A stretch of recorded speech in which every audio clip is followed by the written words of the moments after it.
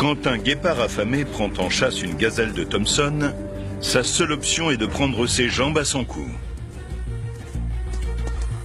Mais lorsqu'aucune échappatoire ne se présente, le salut réside parfois dans des gestes aussi inattendus que désespérés.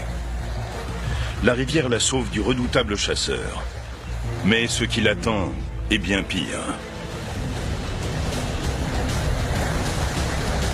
Les rivières africaines sont infestées de crocodiles du Nil. Et on peut dire qu'ils ont les crocs. Il y a du grabuge dans la rivière.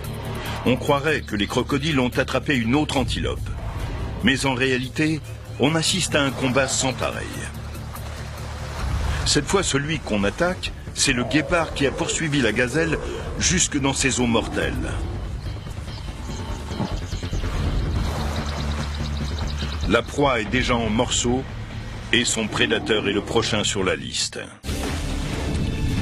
Ce crocodile du Nil est à deux doigts d'engloutir le repas le plus rapide d'Afrique. À quelques mètres, l'antilope que le guépard a pourchassée jusque dans la rivière est en train de se faire dévorer. Le guépard jette ses dernières forces dans la bataille. Il tente de mordre la tête du crocodile. Raté. Il tente de lui échapper. Il ne faut surtout pas que son rival le saisisse. Une fois ses énormes mâchoires refermées, il est presque impossible de s'en dégager. Le guépard parvient à gagner la rive. C'est une lutte sans merci. Pour le guépard, une défaite serait synonyme de mort.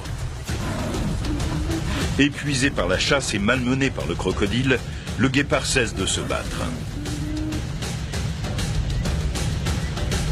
Mais le crocodile desserre furtivement les mâchoires pour ajuster sa prise. Il n'en fallait pas moins au guépard pour filer. Il escalade la rive pour se mettre en sécurité. La catastrophe a été évitée de justesse.